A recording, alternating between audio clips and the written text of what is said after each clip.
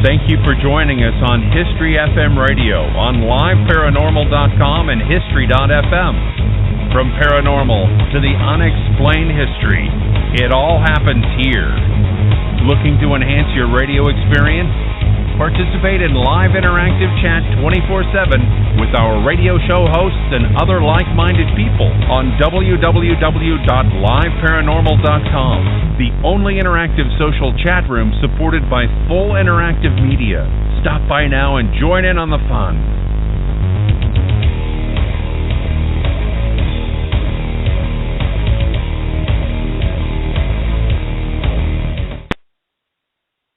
Hi, everybody. Welcome to Spooky Kathy. I'm your host, Kathryn Wilson, and my co-host, Bob Paulsen, is joining me tonight.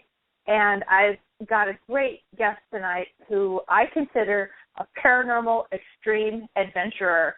He is what it's all about when you get into something completely and enthusiastically. And his name is Lord Rick Rowe. He's got his own radio show, and he also has written some books, has a Paranormal and Ghost Society, which he does cases, and he's also investigated over 1,000 different places. So I'm really looking forward to this tonight. We had a problem last show, and he was supposed to be on last show, so this is rescheduled, and I want to thank him for coming on tonight, for trying this one more time. So let's see who we got. Bob? I'm here. Good evening. Hi. I think we got Rick on the phone, so let me see if I can round him up here. I'm Lord here. Rick? I'm listening. Yep. Hi. Thanks for coming on. Oh, yeah. I'm very happy to become a part of your show tonight. I was looking forward. I'm hearing a little bit of some sort of noises. Okay, good. We got you. Yeah, thanks so much for coming on. I want to hear about all your adventures because I really think that you have, like, such a good, enthusiastic attitude for investigating the paranormal. You seem like you're just really into it, like your soul is into it. The paranormal for me has been around my life for so long that it's part of who I am. And, I know that some people paranormal investigate because it's a hobby, it's something to do, but that's not, for me, when I wake up and I say, hey, I'm going to climb that peak and look for Bigfoot evidence, in my heart, I know what I want. I want to find something. I want to find the truth. So this is, if I were to die paranormal investigating, that would be cool because I'm dying doing what I love. So, yeah, wow, my soul's into it. That's cool. And you're not just into the ghosts, but you're also into UFOLOgy and cryptozoology as well.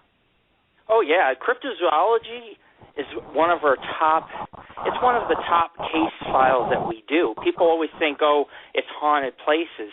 Haunted places, might be 40%, 30% of what we do, but we have to study UFOs and their relation to the whole Bigfoot thing. And so as a cryptozoologist, you're going out there and looking for circumstantial evidence, and it's hard to prove that this creature is real because nobody would believe you unless you were up in those mountains yourself and by yourself to understand what's out there. But we're not a normal paranormal group. I know a lot of paranormal groups are like, hey, we go look for ghosts. But right. I've chased legends and conspiracies, so it's not just about monsters in the woods or ghosts. I mean, I've been chased by the U.S. government. Who, if they would have captured me, really? They probably would have kept me at Area 51.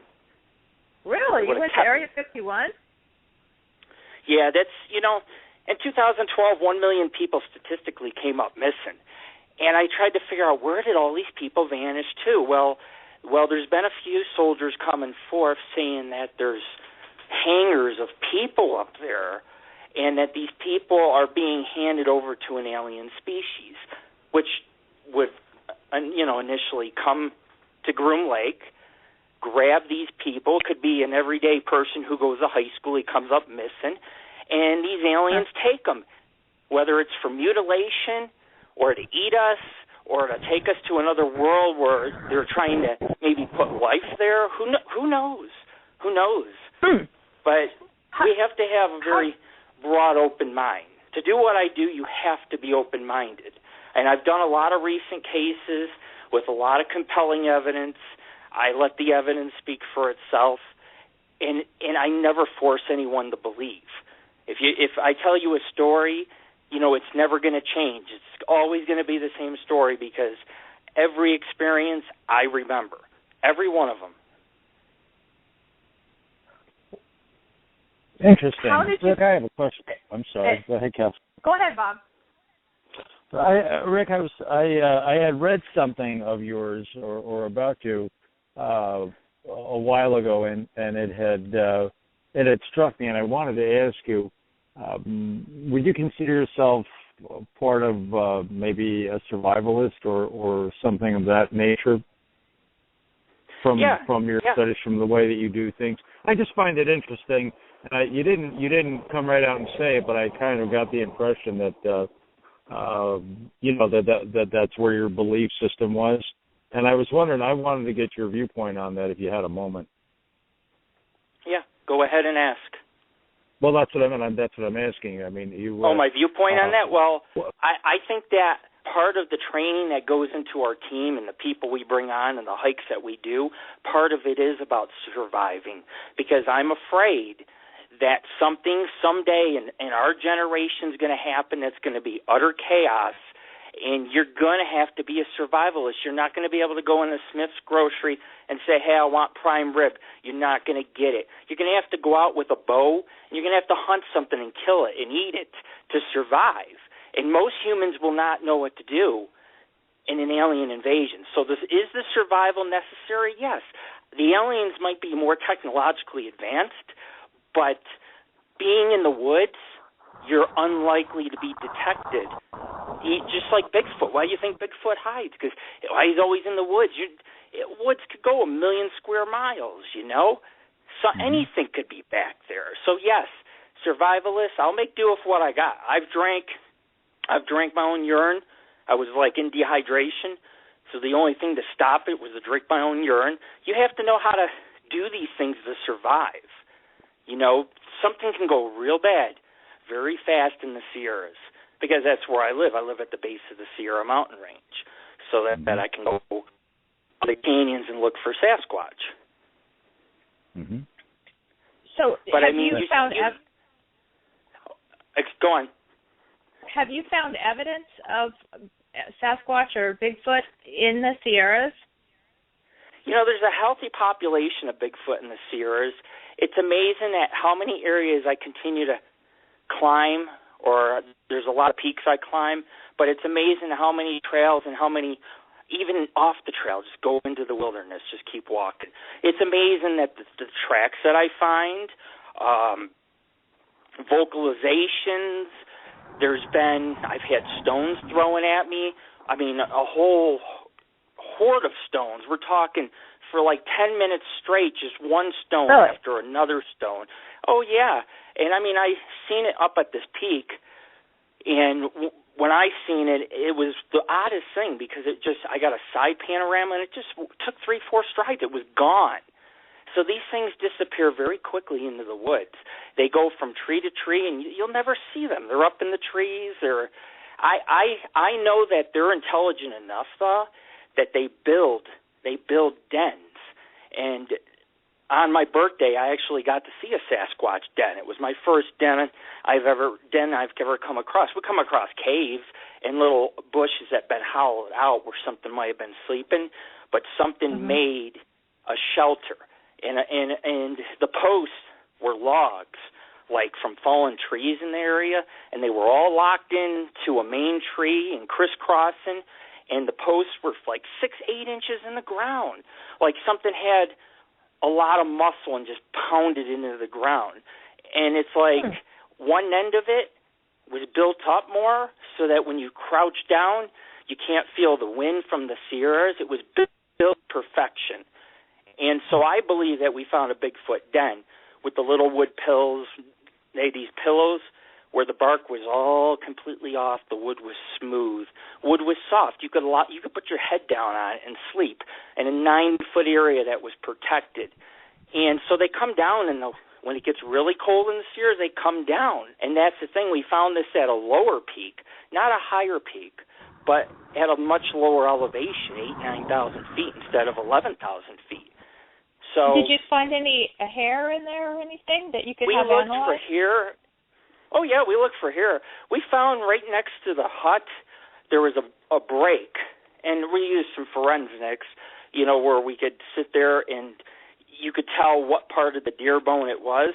Well, there was a joint connected by 2 other bones, and there was no teeth marks, and both bones on each end were cracked wide open, and the marrow had been sucked out. Much different than bones found further in the canyon that had teeth marks, still had the marrow, didn't split the bone, didn't break the bone, just ate the meat off the bone like a bear or a cougar. So something snapped it a certain way, and we could tell it was snapped. You could see the fracture lines on each end of the bone was triangular, and you take into consideration that's an upward snap. So something had power. There was also a trap in a tree with a string and an acorn, and it was slung. The tree was like 50, 60 feet. Well, about 25 feet up, the twine went through a branch and around, and went through a center. I'm thinking they were baiting the deer, and that was part of a deer mutilation. Next to the hut, I also found a log with a rock, and within the log was about 1,000 scars, as if something been taking the rock and banging on the wood, which is primate behavior.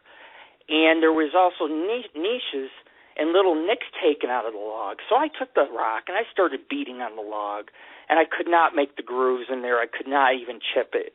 Something that lived in that hut was very strong and big.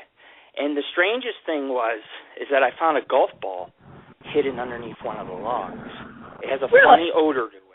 Yeah, and so what I put together is, in theory, that there was probably a male Sasquatch, a female, maybe these Sasquatch, they have children, they have adolescents. You'll see, you'll be in the forest, you might see 2 adult Bigfoot and 2 4-foot, 3-foot Bigfoot walking along.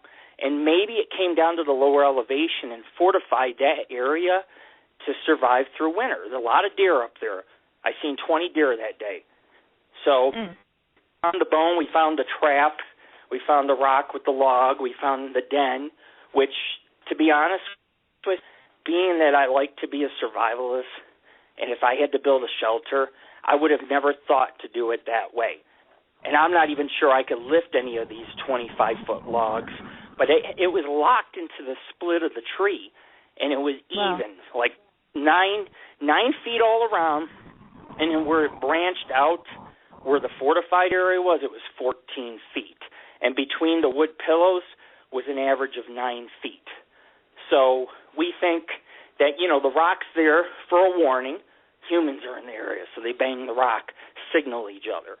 But strange, there was no hair. There was a track we found nearby. Something had came down from the taller peak, so we went to the peak to have a look. But we found a print going downwards towards the den, and it was pretty big and pretty wide. So, do these things exist? I think there's monsters in the woods. I think the Jersey Devil's real. Momo, the creature Momo, which, a whole school seen that Sasquatch. It's his cousin, a Sasquatch, but it has more hair. Based on where these creatures live, you're going to have different cousins, different types of Sasquatch. The Northwest Sasquatch, I've heard of these things getting 12 feet tall. Those are the true giants of the forest. When you find a print that's 22 inches, and you find a couple of them, and you're not on any trail, you just go off in the woods because it's fun to go off in the woods, explore, that's what it's about. The mind needs to explore. So I'll go into the wilderness, and that's where I'll find the evidence, because nobody goes back here. Everybody takes the trail, you know. I mean, there's within where I live, there's like 1,000 peaks around me. 1,000. I mean, and it's so remote that anything could be up here. So 90% of places I go, I find evidence. And I try to, keep an open mind about it, because it's like, unless I can film the real thing, it doesn't do me any good. There are some people who will believe me.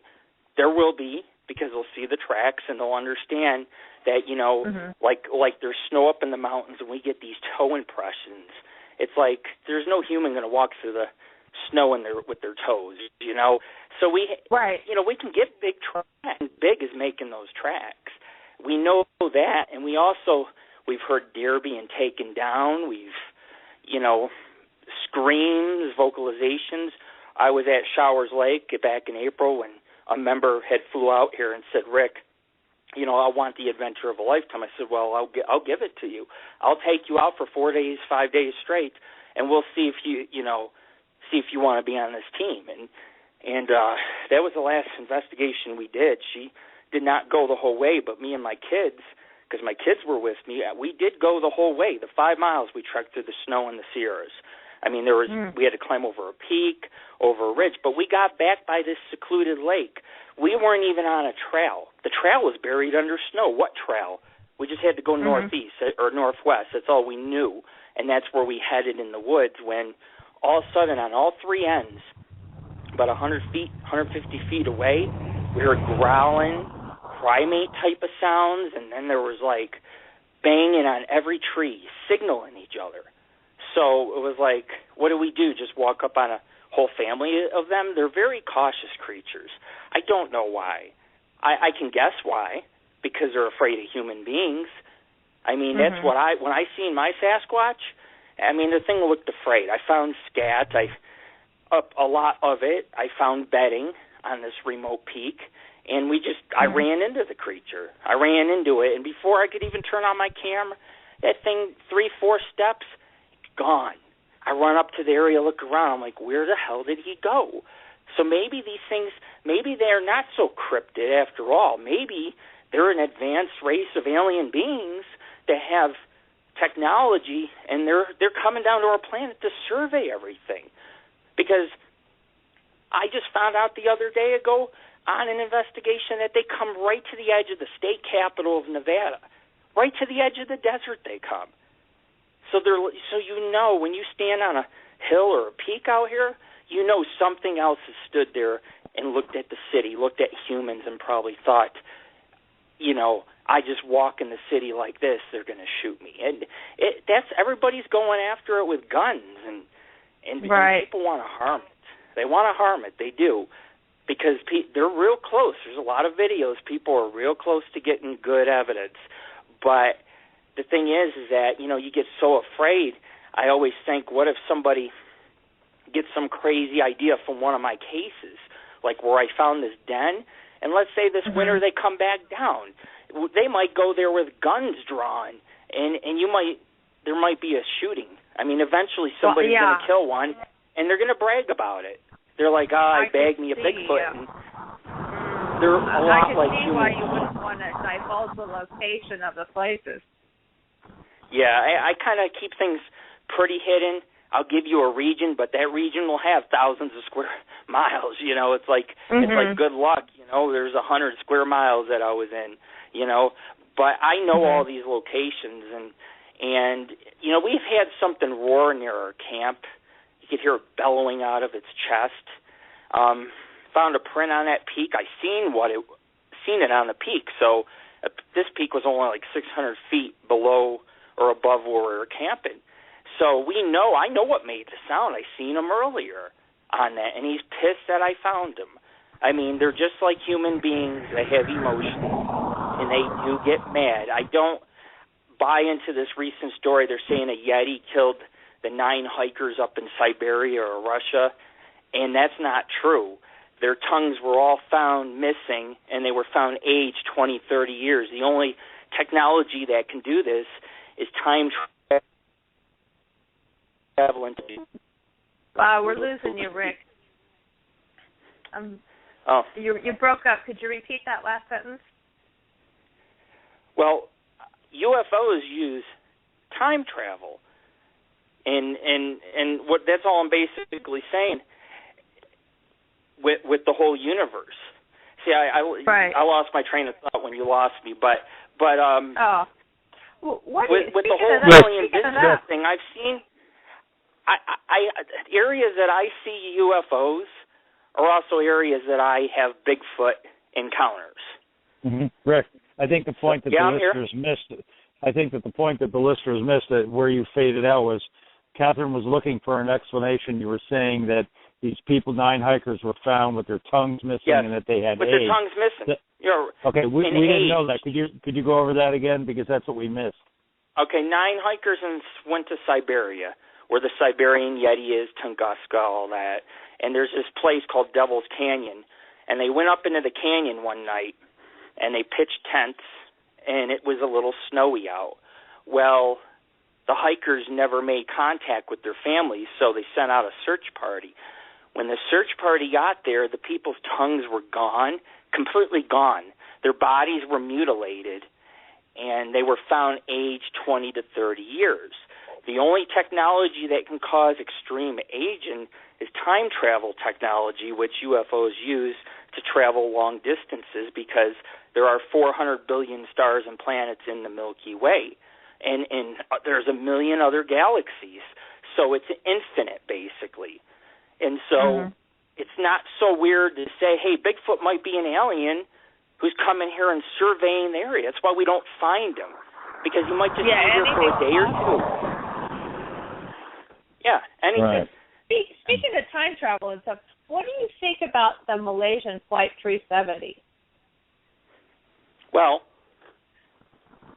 if you want my opinion, I think since there's no wreckage in the ocean, and since there's no bodies and no proof, it's either sitting in a hangar in the Middle East, you're going to be packed as a dirty radiation bomb, and they're going to try to attack a major city, and a lot of people are going to die, or something went really bad, like a UFO abduction.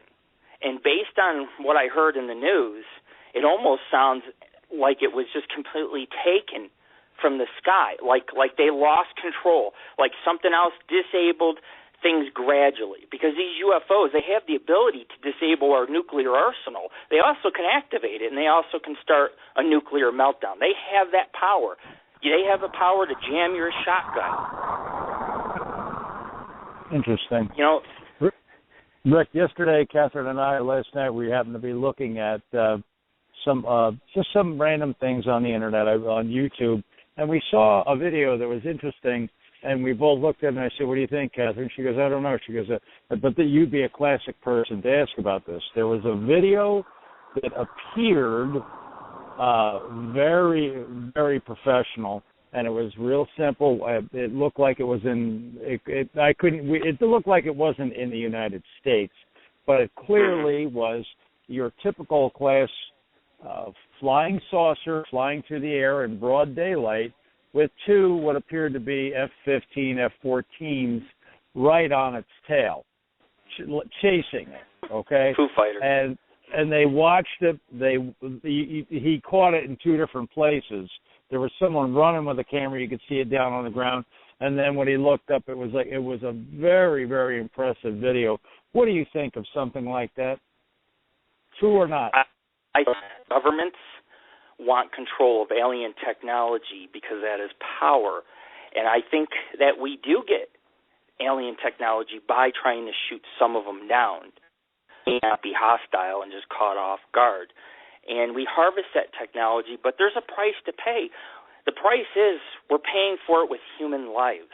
More and more alien abductions are occurring, disappearing. Now there's this whole thing that maybe the government's taking us down the Dulce, like taking homeless off the streets, and experiment and doing genetic experiments, working with aliens. Like maybe there is nobody controlling this country. Maybe the aliens are running the show. Maybe this is one giant experiment. Maybe they're ready to pull the plug. I don't know, but I do know there's if you look at MUFON and all these other sites, there are thousands of reported cases of jets chasing UFOs, and the pilots always say, my missiles disengage. I can't fire a missile. You know, that they say it feels like something took control of the plane. Well, the two transponders in Flight 370 were off. You have to go below deck to turn them off. The plane, they say, stayed up 7.5, 8 hours. It's like it didn't really have that much fuel. So if it didn't go in the ocean, then it had to go over the Himalayas. The Himalayas is a vast area, but it's also a triangle and an area where these so-called UFOs or unidentified flying objects have been seen. In other parts of the world where they have less cameras, that's where all the mass sightings are. But out here, you know, we get sightings out here in Nevada. I've seen things come at me. I've seen a UFO almost hit me one night, and then it just completely went the other way and went right off into orbit. And it was the spookiest thing because it's like this thing that was moving at 10,000 miles an hour, and it just boomeranged the other way like it was nothing back over the peak. And it was a blue and white flying saucer, and it was out in the Mojave Desert, not too far from Groom Lake, which, yeah, they got test craft. They got anti-gravity craft. There's usually those triangles you see. You know, we've perfected that. But I mean, you're seeing square UFOs. You're seeing things going off into orbit. NASA footage is leaked where you're seeing them coming to Earth back and forth. Things on the moon. Images on Mars. You got Giza. It's like 33 degrees or whatever. And the same thing, Cydonia Mars. 33 degrees, whatever. But you get the idea. Civilization may have begun on Mars and came here. And the atmosphere in Mars has a nuclear element left behind, only caused from an atomic explosion. So if you could build an atomic bomb as big as the planet, eradicating the atmosphere, thus creating one mass desert, and then you would have Earth would be like Mars. So these aliens, I mean, these Bigfoot that come down, they might be surveying the land. Imagine this. They're surveying the land. They're watching our species to see if we're hostile or not. Imagine one day you wake up and you see a mothership blocking out the sun. It's just blotched out the sun.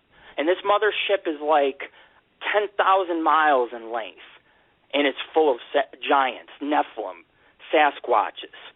It could take this planet. But, you know, your best chance to survive in, the safest place you could ever be is in the woods. I'm okay with seeing a bear, a black bear. I'm okay with a mountain lion. I'm at peace with nature. I go out there, it's, you know, I'm looking for normal, but I'm not going to hunt it down. You know, if I go 10 miles on a hike, I'm sure I'll come across something. If I'm meticulous and I pay attention, which I do. I could, you know, spot a fly on the wall. I pay attention to everything. And I question everything because I don't have all the answers. You know, if we had all the answers, then what fun would paranormal investigating be? That's true. Right. Now, so, you know, Rick, you must be familiar with the alleged meeting that President Eisenhower had with the aliens. It's the Alien Pact to abduct humans in exchange for alien technology. I'm very aware with that. I'm also aware of the Majestic 12. These people are given so much power, and they're taking it. We have a right to know. We have a right to know there's motherships out there 1,000 miles long. It doesn't mean the Earth's going to end tomorrow, but it should be taught in all schools that alien life does visit this planet. It is very real. There's just too much proof. All you have to go is look at the documents that have been leaked, or now since there's been a few presidents, like in the 70s, I think Carter,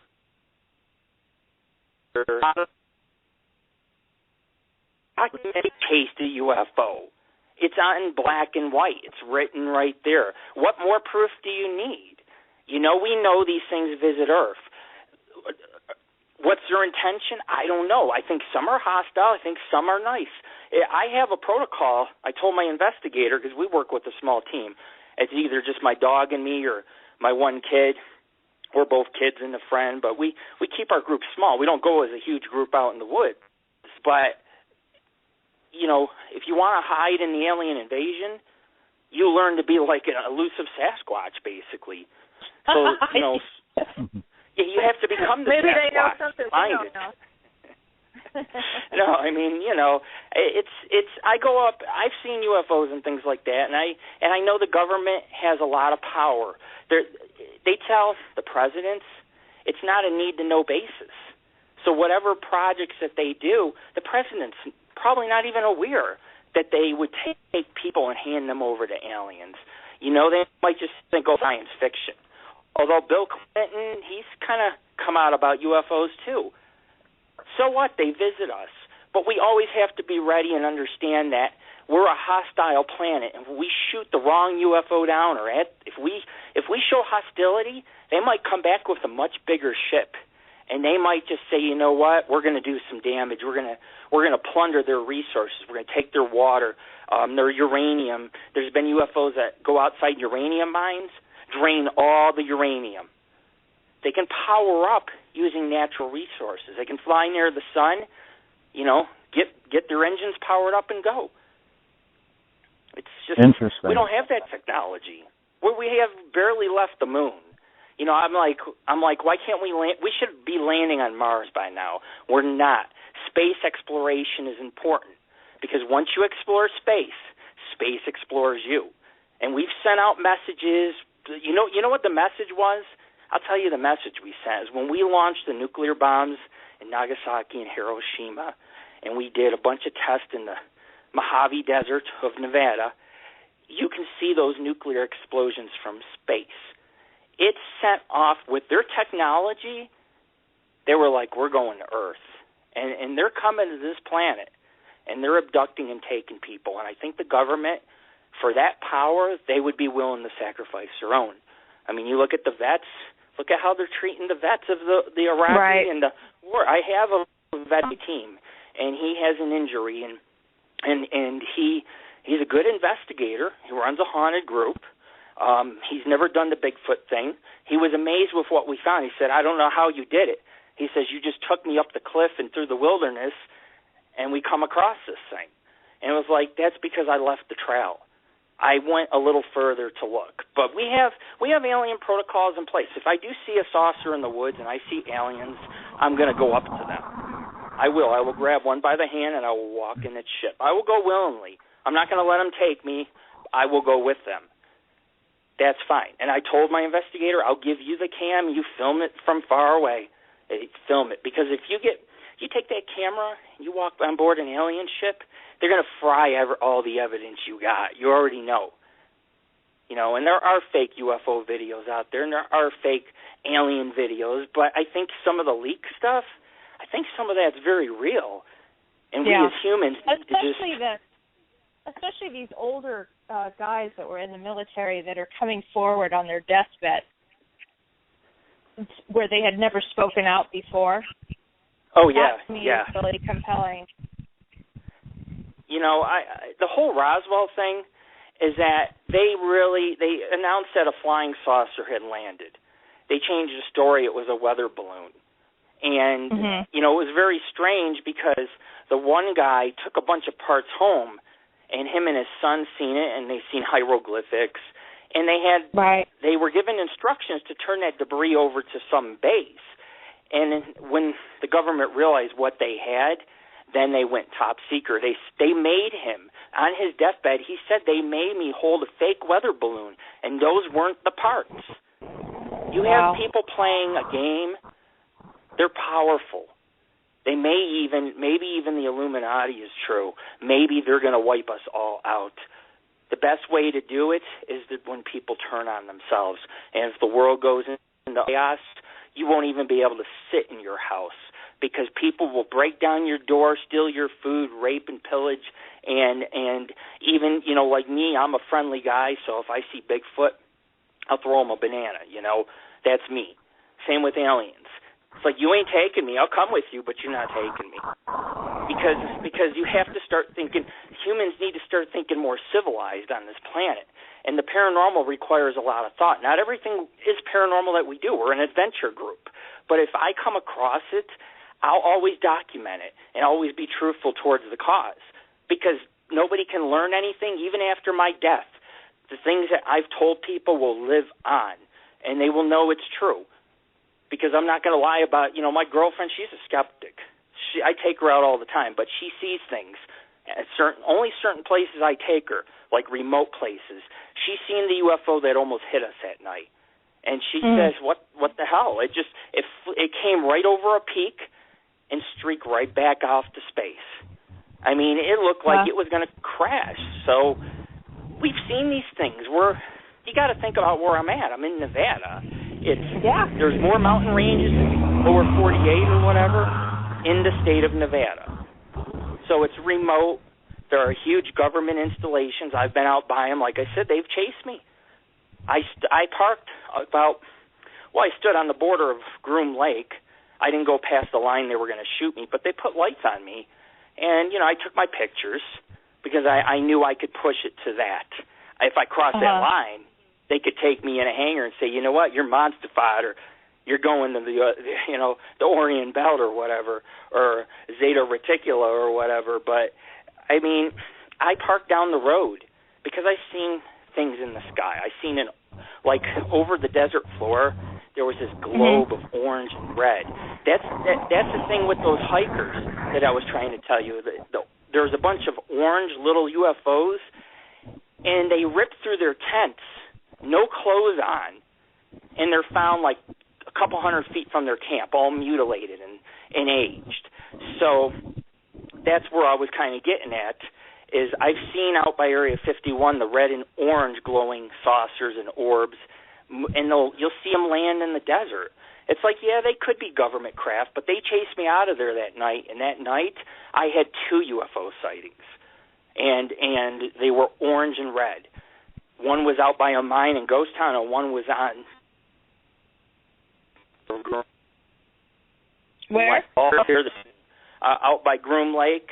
That's like in the center of Nevada. The Air Force out here owns like 30% of the state of Nevada. They got like a million square miles. We've been out there, Rick. Kathryn and I have been out there. We've driven in the tractor trailer. We've driven all through that area, and that's all you see is a lot of mysterious, creepy nothing with hangars out as far in the distance as you could see, and fence. You know what I mean? It screams that it's. You may as well put a billboard out front that says, "No, we're not hiding anything." Yeah. You know what I mean? It's how ridiculous it is. The thing is too is back in the 80s, I saw a UFO over my house in Orange County, California. Go right up the coastline. It was only at the very most 1,000 feet in the air, and I was up on my roof watching a meteor shower, and this thing was the size of a football field, and it didn't make any noise whatsoever, but it was flying point forward, and it just went right over my house and right up the coastline, and then like 5 minutes later, a small plane came over that was up 3 times as high as that was, and you could hear the engine on it. And I was just like, what was that? Have you ever heard of those before? Oh, yeah. The football-sized field UFOs. There was one. I got a report in about 50 miles from here of 2 daughters seeing something like that over the Fallon Desert. And those are by Air Force bases. And, of course, here's the whole thing. If they're not hiding anything, then they should take an honest American citizen. Take me to the 7th level of Dulce.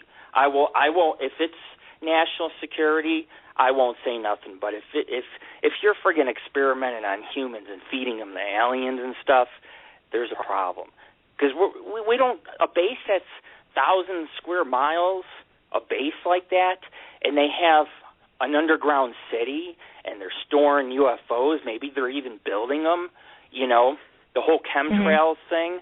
I mean, there's a lot of things that I do not trust within the government.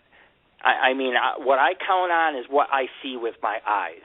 I've seen UFOs with my eyes. I think I've even come face to face with an alien in the desert. I'm almost sure that's what it was.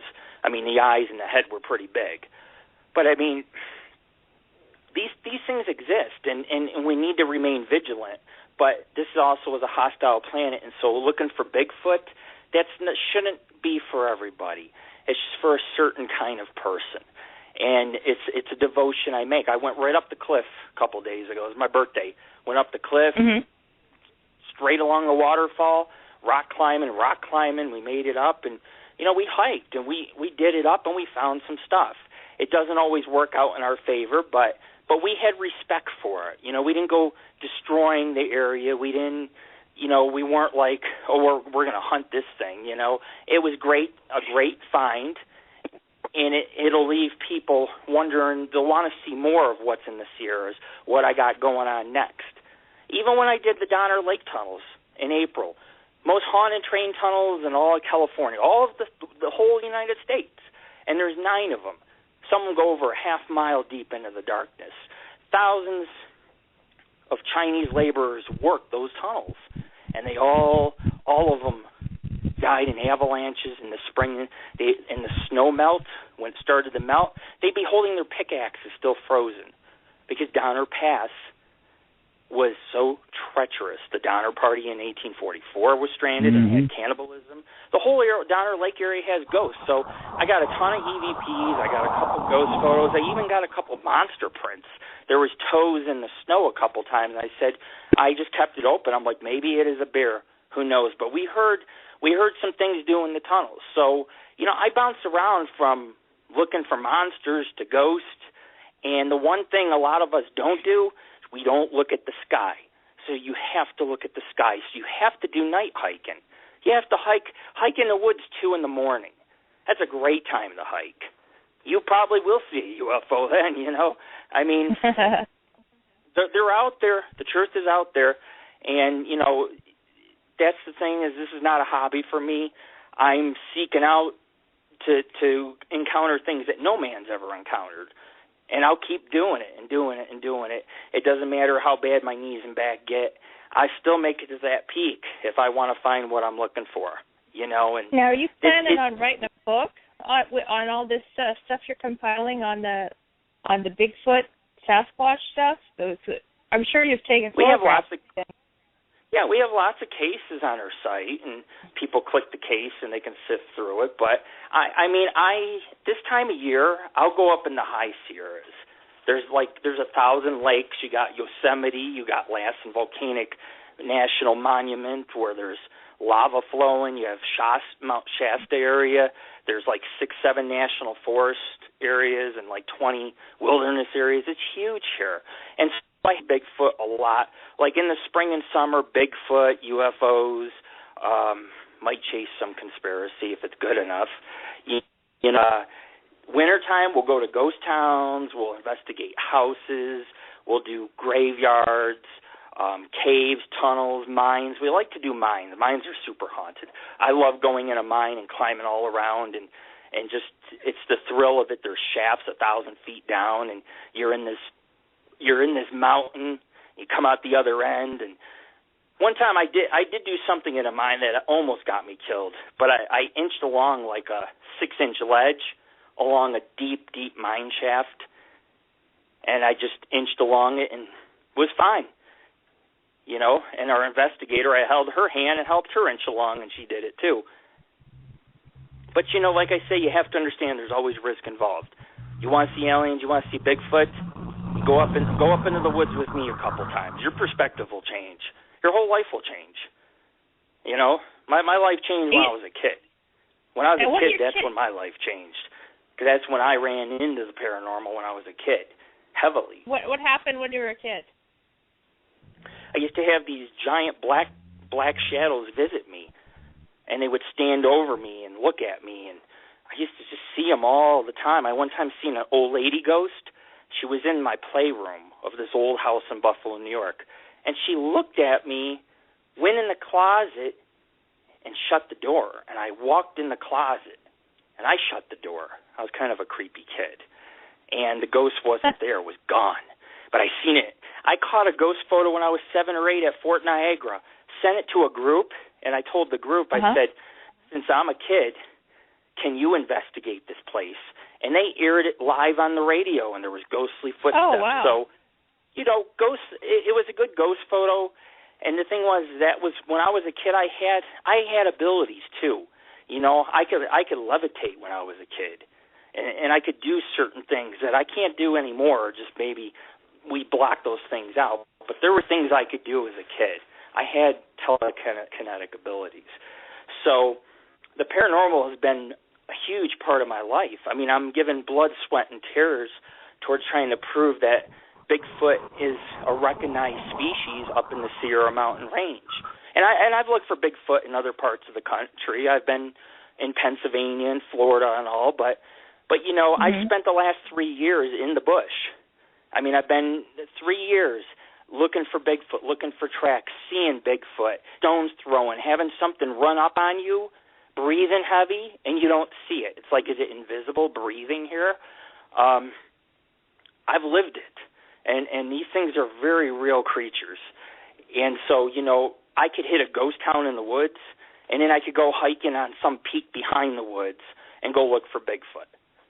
I mean, that's the way it is out here where I live. That's why I chose to live here. And UFOs, tons of reports in Nevada, tons of objects. There's nothing out. When you go in Nevada, you go 100 miles and see nothing but like 1,000 peaks. True.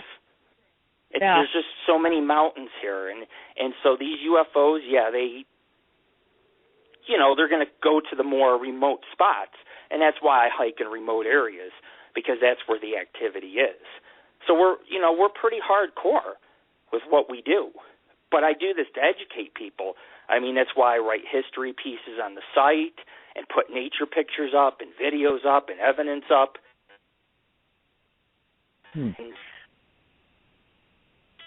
I know every place matters. Every place. I know you take your kids with you a lot of the time. What do they think when you see some of these places, like where Bigfoot might have a camp out, what do you call lean-to, and you see a UFO? What's their take on all of it?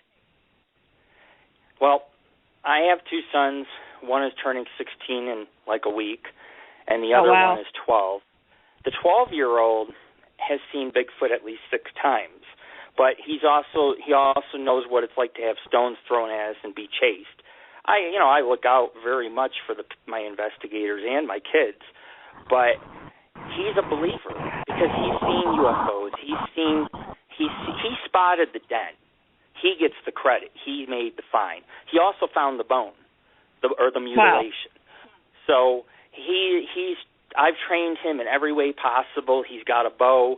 He can shoot. He can draw a tiny little bunny on a piece of paper and hit it at 80 feet with the bow. I've taught him to survive. If the world goes bad, he'll be living the high life because he'll be in the mountains eating rabbit, killing a deer, killing a turkey, and it's okay to hunt to eat, as long as you don't take more than what you need. But hunting Sasquatch, we're not Sasquatch hunters. We're Sasquatch scientists. Mm-hmm. It's an unknown species. It's been up there it's been seen by thousands of people in thousands of places. And all those places, what is there? Heavy wilderness and a plentiful supply of water. And there's thousands of lakes near me. You go to Lake Tahoe, it's huge. Or you can go west of Lake Tahoe, and there's 80 lakes right there. So there is enough to support a creature like that out there. But again, I keep an open mind, and there might be an alien connection. And so we have to respect these creatures. If we treat them with hostility, who's to say that we won't piss off the wrong species? Oh, I agree with you on that one. I mean, maybe these aliens are like, we're going to take people. Maybe they took 1 million in 2012. Maybe this year they'll take 10 million. Maybe next year 20 or 30 million. So we have to start thinking about those things and understand that the paranormal is very serious. Our paranormal group is extremely serious. We want to educate people about you better be prepared to survive because something's not right. We're being visited more and more each year, and there's many more leaked documents, and things are coming full circle. And some people are not mentally going to be able to take in that aliens exist. The Vatican admits it. The Vatican admits there are UFO alien races. The Pope said he'd baptize aliens. So, really? So the Vatican, the Catholic Church is very open with the whole UFO thing because there's probably more to the story. And our government, sadly, is not quite there. Canada's there. The UK has finally come forth with the Rendlesham Forest incident. There's a lot of things coming full circle. It's whether you choose to believe or not. I got to go out in the wilderness. I got to look for this stuff. I have to work hard at what I do. Nobody pays me. I put my gas money in the truck and pay for the site and buy. I just bought like 200 hours, no, 600-700 hours worth of gear recently. And so our passion is there. And passion can get you anything you want.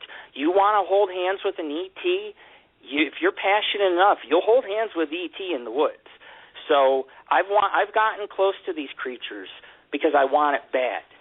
I want that. That's why I'm out there, is to get close.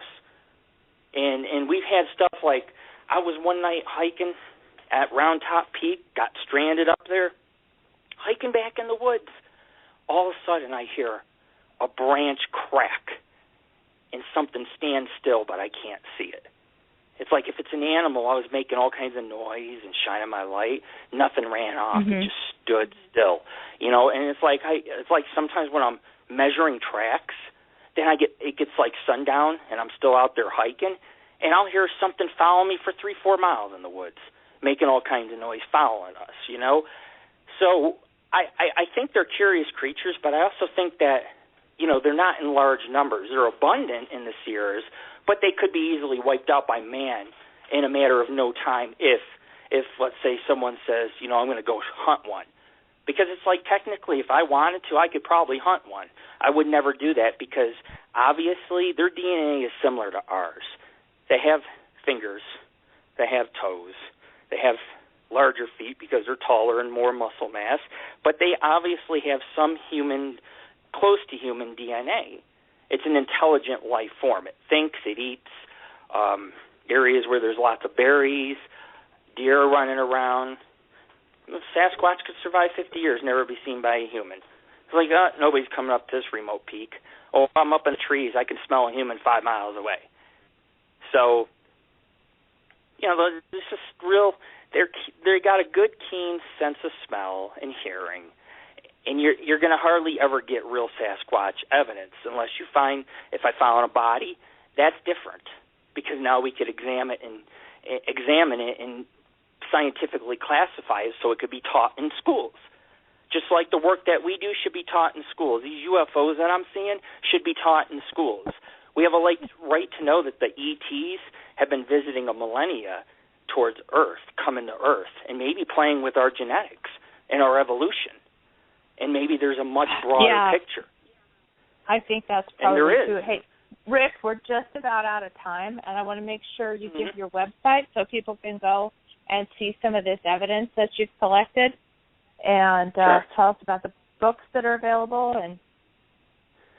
Well, you can go to my website at www.paranormalghost, not ghost with an S, but just ghost, and then society.org. And you'll go enter into the site and get to the main page hub, and you can click the investigation archives, and it'll have gateway, this many cases, this gateway. And you just click a gateway, and you could view multiple cases. Like you could spend maybe, I don't know, weeks probably just going through our cases. And if you want to look at the last thing that we do, just contact me. You could type Lord Rick or AngelOfThyNight anywhere on Google, and you will find me. Trust me. But we run a Google Plus community. It's called the Paranormal Ghost Society. This is where we chat about the paranormal. This is where we update our work and share some of our evidence. We're on Facebook. Just type in the Paranormal Ghost Society or Lord Rick. And in my books, I have 2 books. One's called Strange Kenzua. It's an area where these graves were desecrated to build a dam, so the area is cursed. It has Bigfoot, lake monsters, all that. So I wrote a book on the oddities out there. And the other book I have is called The Underworld Among Us. And you can get my books at lulu.com. Underworld Among Us is more of a picture book of entities that I've took, non-ghostly entities, of course. Some of them entities are demonic. But you can get the book, and you can read my philosophies in it. If it seems dark, I mean, it's meant to be just a cool book to have. And in Strange Kazua, you could get it if you want. I don't push my books on people. I don't push my beliefs. I'm not out to make money. I don't want to be famous. I just want to keep journeying into the unknown. And so go to our site, check us out. Or YouTube is AngelOfThyNight. Sorry. Okay. But YouTube, AngelOfThyNight. Yes. Like I said at the beginning of the program, I just really admire how you're so enthusiastic and so into everything, and you go to the extreme. You go where not everybody's going to go, you know? So it's just been really fascinating. I really appreciate you coming on tonight, and hope you'll come on again sometime. Tell us some more tales. Thanks, Rick. That would be great. Guys, thanks for having me on. Thank you, Rick. Good night. Good night. Good night. Thanks, Bob. Thanks, everybody, Thank you. for tuning in tonight to Spooky Kathy. Have a great week, and God bless.